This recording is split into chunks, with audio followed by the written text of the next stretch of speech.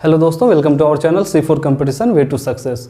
दोस्तों, railway group D की परीक्षा 23 फरवरी से होने जा रही है। तो दोस्तों, आज से हम लोग रेलवे ग्रुप डी एवं NTPC CB2 के लिए मोस्ट एक्सपेक्टेड क्वेश्चन सीरीज का आज से हम लोग आरंभ करेंगे। आइए दोस्तों देख लेते हैं आज के इस वीडियो में हम लोग। आइए दोस्तों आज की वीडियो शुरू करते हैं।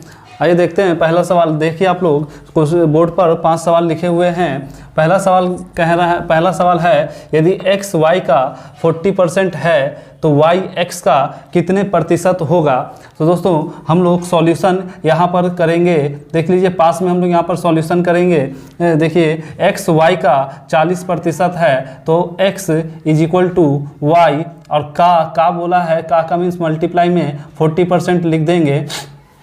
दोस्तों यहाँ से हम लोग x टिप्लाई 40% को 40/100 करने पर यह हम लोगों को 2/5 दे देगा। यहाँ से हम लोग पहले दोस्तों x/y का रेशियो बना लें तो 2/5, x/y का रेशियो 2/5 दिया तो ये x का वैल्यू हो गया, ये y का। देखिए हम लोगों से पूछा है y x का कितने प्रतिशत है, तो जो y का मान है, चूंकि y का बारे में y का प्रतिशत पूछा है तो y को ऊपर रखेंगे और x को इस बार नीचे रखेंगे और मल्टीप्लाई प्रतिशत निकालने के लिए हमेशा मल्टीप्लाई 100 करना पड़ेगा। तो ये इस तरीके से आपका 250%, ये आंसर होगा 250%। आइए दोस्तों अगला क्वेश्चन देख लेते हैं। अगला क्वेश्चन है राम और श्याम की वर्तमान उम्र का अनुपात 8:9 है। 7 वर्ष पहले राम 25 वर्ष का था तो श्याम की वर्तमान उम्र बताएं।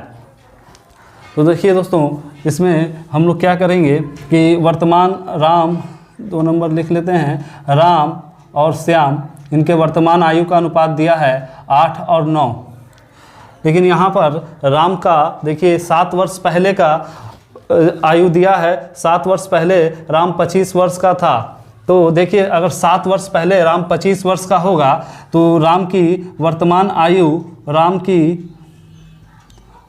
वर्तमान आयु जो होगी, अगर कोई 7 वर्ष पहले 25 वर्ष का होगा तो वर्तमान में उसकी आयु 7 वर्ष बढ़ जाएगी, यानी वर्तमान में राम 32 वर्ष का होगा। और देखिए ये रेशियो, ये अनुपात वर्तमान का ही दिया हुआ है तो हम इसके बराबर बोल सकते हैं कि ये राम की आयु का अनुपात है तो हम 8 के बराबर बोलेंगे 32 वर्ष। और हमसे श्याम की वर्तमान आयु पूछा है, श्याम की वर्तमान आयु का अनुपात 9 के बराबर है तो 8 के बराबर अगर 32 वर्ष होगा तो 1 के बराबर 32/8 और 9 के बराबर हम लोग निकालेंगे तो 32/8 गुणे में 9, ये इस तरीके से कटेगा और 9 चके 36 वर्ष इसका आंसर हो गया, जो कि आप लोगों का ये ऑप्शन ए रहेगा।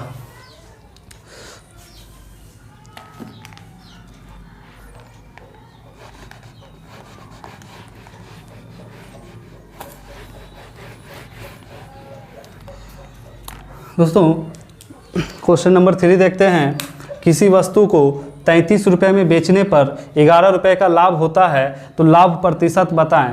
तो दोस्तों यहाँ पर 33 रुपये में बेचा गया है तो इसका मतलब 33 रुपये में बेचा गया है तो SP यानी सेलिंग प्राइस जो है वो 33 रुपये है और 11 रुपये का लाभ हो रहा है, यानी कि P जो है, प्रॉफिट जो है वो 11 रुपये है। तो अगर SP और प्रॉफिट हम लोगों को पता है तो CP जो होगा दोस्तों, CP जो होगा वो SP माइनस प्रॉफिट होगा, SP माइनस प्रॉफिट होगा। तो यहाँ पर CP हम लोग निकाल पाएंगे 33 - 11 22। तो दोस्तों हम लोगों को लाभ प्रतिशत निकालना है। हम लोगों को लाभ प्रतिशत या हानि प्रतिशत कुछ भी निकालना हो तो हम लोगों को CP की ज़रूरत पड़ेगी, क्योंकि लाभ प्रतिशत या हानि प्रतिशत दोनों ही क्रय मूल्य पर निकाला जाता है। तो लाभ प्रतिशत का जो फॉर्मूला होगा वो P यानी लाभ बटा में क्रय मूल्य गुणे में 100, इस पर लगाएंगे तो 11/22 गुणे में 100, 11 गुणे में 22, ये 1/2, 1/2 और 2 से ही कटेगा तो यानी कि 50% इसका आंसर होगा, जो कि आपका ऑप्शन नंबर बी है।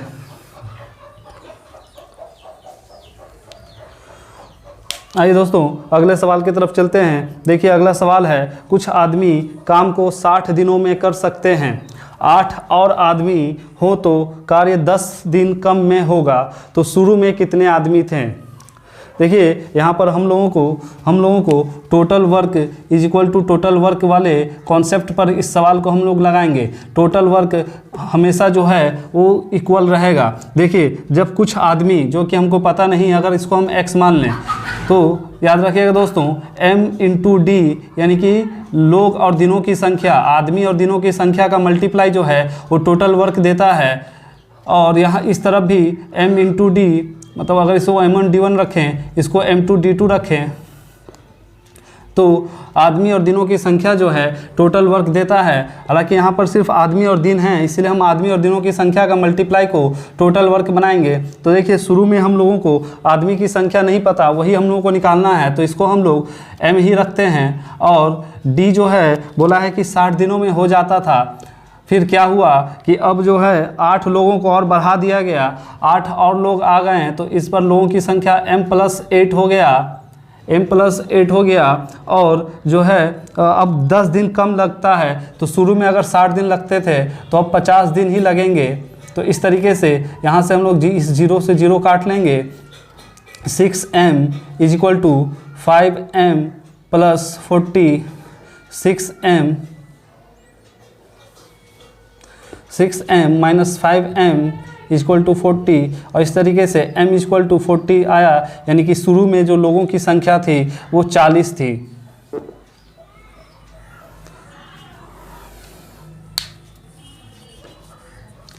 तो आइए दोस्तों ये 4 नंबर सवाल था। आइए अगला क्वेश्चन 5 नंबर सवाल देख लेते हैं। 5 नंबर सवाल में बोला है कि 13 सेंटीमीटर भुजा वाले एक समचतुर्भुज का एक विकर्ण 10 सेंटीमीटर हो तो दूसरा विकर्ण क्या होगा। दोस्तों समचतुर्भुज जो होता है जिसको रोम्बस कहते हैं, इस तरह का फिगर होता है जिसकी प्रॉपर्टी है कि रोम्बस की चारों भुजाएं बराबर होती हैं और इसके दोनों विकर्ण एक दूसरे को 90 डिग्री पर काटते हैं।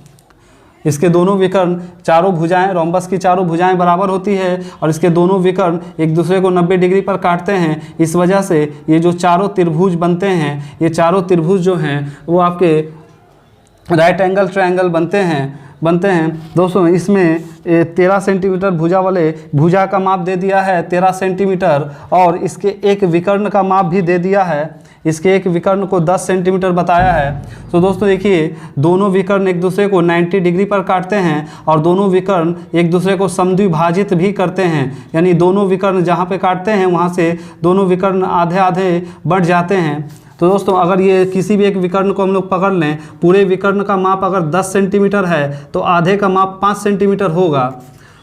तो दोस्तों इसमें सभी चारों बनने वाले जो त्रिभुज हैं और समकोण त्रिभुज में हम लोग जानते हैं कि कर्ण स्क्वायर यानी कि कर्ण का स्क्वायर बराबर होता है लंब का स्क्वायर प्लस आधार का स्क्वायर। तो दोस्तों अगर हम इसी त्रिभुज को पकड़ लें तो इसमें ये हम लोग का कर्ण दिया हुआ है, ये लंब है। तो देखिएगा इस फॉर्मूला पर अगर हम लोग बैठा दें तो 13 का स्क्वायर प्लस 5 का स्क्वायर प्लस ये हम लोगों को निकालना है x स्क्वायर। तो देखिएगा 169, 5 का स्क्वायर इधर आके -25 हो जाएगा, बराबर में x स्क्वायर। ये आप लोगों को x स्क्वायर के बराबर 144 मिल जाएगा। तो x का बराबर ये वैल्यू जो है वो 12 दे देगा, जो कि अब देखिए दोस्तों x के बराबर 12 आया, मतलब इस आधे का मान 12 निकला है। ये आधे का मान 12 आया है, तो इस पूरे का मान मतलब इस पूरे का यहाँ से यहाँ तक इस विकर्ण का मान जो है इसका डबल यानी कि 24 हो जाएगा। इस आधे का मान 12 आया है तो पूरे का मान 24 हो जाएगा। और इस तरीके से इसका आंसर मेरा ऑप्शन ए 24 रहेगा। देखिए दोस्तों 6 नंबर क्वेश्चन है कि 7 के प्रथम 10 अपवर्तियों का औसत बताएं। 7 के प्रथम 10 अपवर्त्य जो होंगे दोस्तों वो 7 के मल्टीपल यानी 7 एकम 7, 7 दूनी 14, 7 तिया 21 और इस तरीके से 10वां जो अपवर्त्य होगा वो 7 दूनी 70 होगा।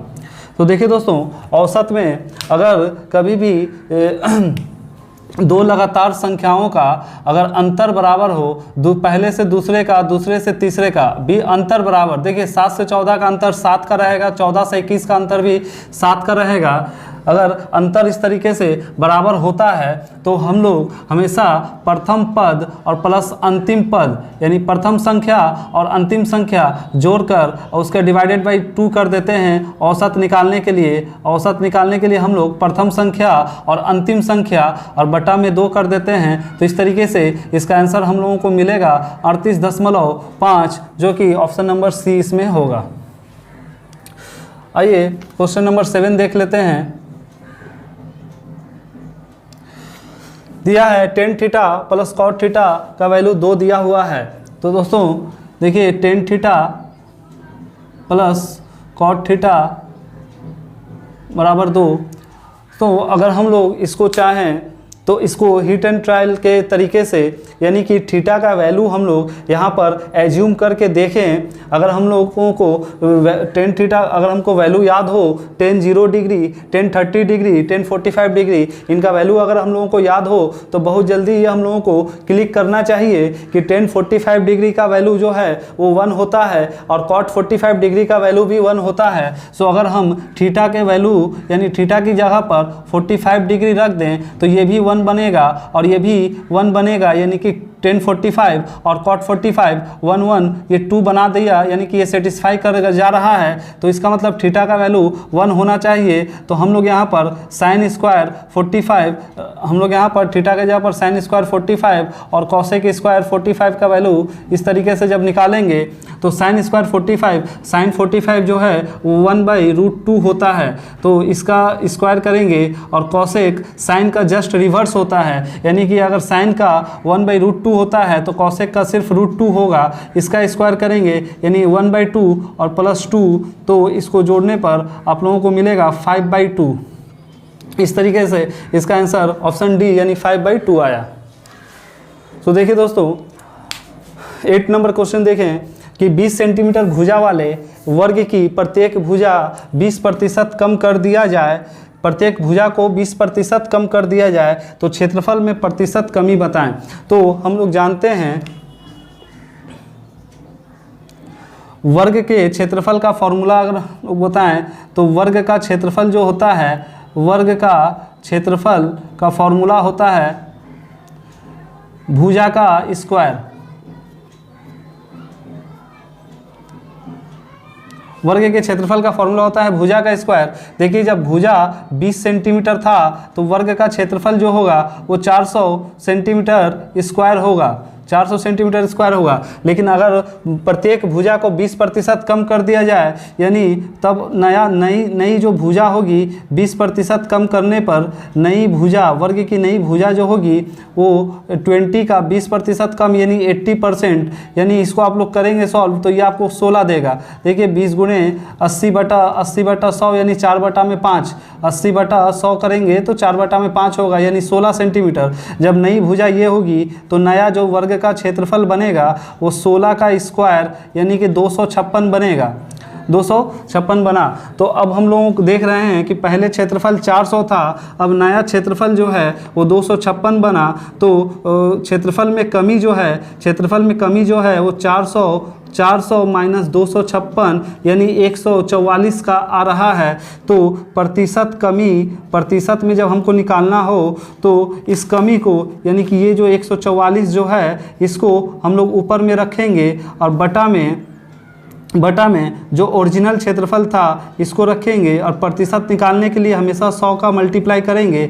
ये 2 0 से 2 0 गया, 4 से 144 को काटेंगे तो ये 36 देगा यानी 36% होगा इसका आंसर। इस तरीके से 36% यानी कि ऑप्शन बी इसका सही आंसर हुआ।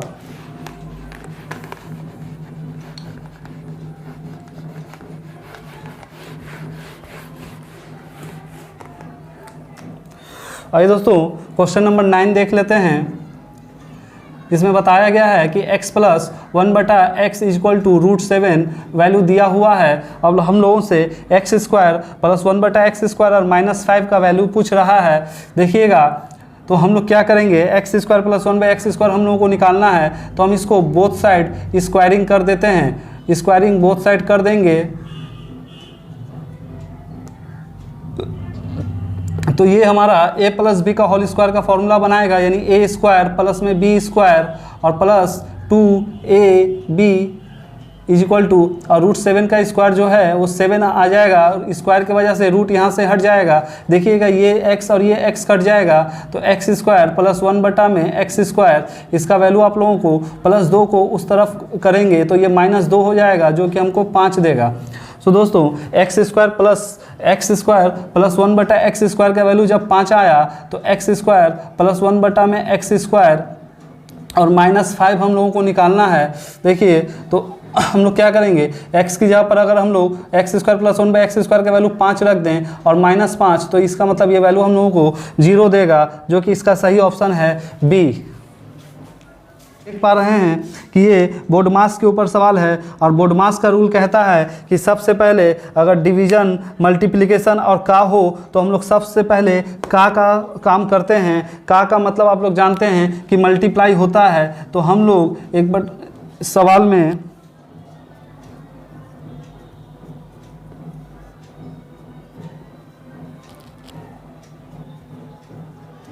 देखिए डिवीजन और का में हम लोग सबसे पहले का काम करेंगे, क्योंकि बोर्ड मास के रूल के अकॉर्डिंग सब पहले ऑफ का काम होता है, उसके बाद डिवीजन का काम होता है।